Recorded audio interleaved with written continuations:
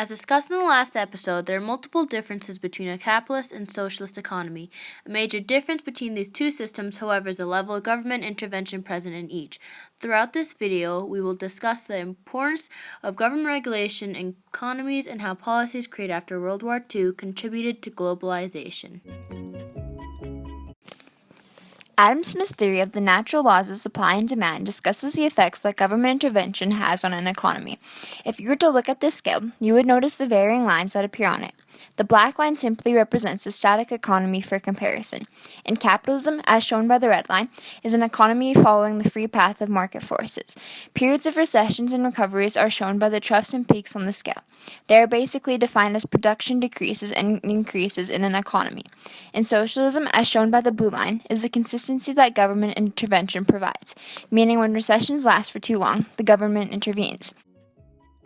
If you haven't noticed already, with every economic fluctuation, the troughs and peaks grow bigger. This highlights the extremities of market volatility in capitalism. John Maynard Keynes, in response to market volatility, believed that government intervention is mostly required to balance economies. Similar to Keynes, but slightly different, is the perspective of Hayek.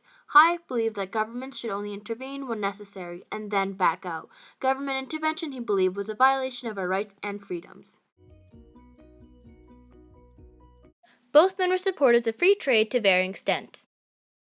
Because of globalization, trade with few restrictions occurred. Within Canada, NAFTA, short for North American Free Trade Agreement, as learned in Episode 1, allowed Canada to remain competitive with other countries on the international market. The regulations of governments can include fiscal and monetary policies. Fiscal policies are government spending and taxation and what projects to start on. Monetary policies is a nation's supply of wealth. This includes the banks that distribute money.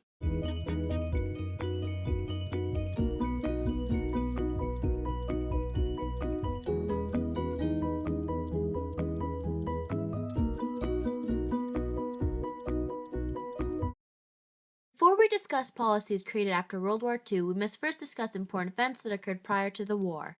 The Roaring Twenties was a time of economic boom in the West after World War I when the Treaty of Versailles was signed.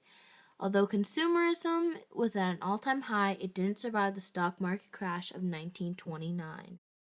What followed was a 10-year economic downturn known as the Great Depression. In this time period, production decreased, resulting in unemployment. The recession lasted until the government intervened in the USA and signed the New Deal. As World War II started, jobs were created to support the war, which improved the economy. After World War II ended, many establishments and policies advanced globalization.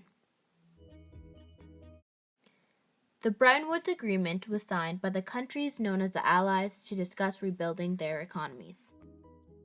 From this meeting, they established regulations and institutions for the global economy, involving the World Bank, International Monetary Fund, and GATT.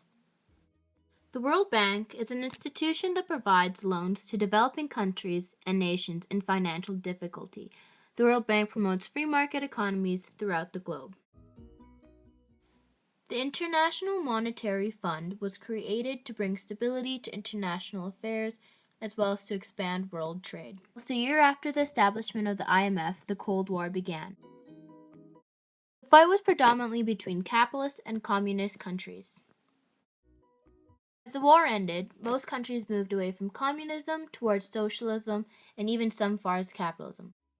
The General Agreement on Tariffs was eventually replaced by the World Trade Organization. The purpose of these two institutions was and is to regulate international trade by reducing tariffs and trade barriers. Finally, the United Nations is an organization that promotes international cooperation. The UN was established in 1945 after World War II in order to prevent similar conflicts to the battle. An important organ within the UN is the Security Council. The 5 permanent members that have a major voice in response to resolutions are the USA, Great Britain, China, Russia, and France. The advantages of these policies is that they were the forces that stabilized and expanded the war-torn economies of Western Europe after World War II. Also, they helped less developed countries. Disadvantage is that although these policies have achieved global exchange, in some cases there is unfair treatment towards developing countries, usually the willingness to exchange with North American countries over poor nations. An example of these institutions in action is in Blood Diamonds. War-torn countries in Africa with plentiful resources are the target of profit-hungry diamond smugglers. Because of child labor and resource exploitation, these institutions attempt to promote fair trade and equality by eliminating these conflict diamond trades. The UN supports displaced refugees from all parts of Africa into safe camps. The World Bank eliminates financial loans to corrupt and sometimes legitimate governments in Africa. Depending on your perspective, you may see this case in a positive or negative light. In order to help you finalize your response to globalization, discover the effects it has had on the world in episode 5.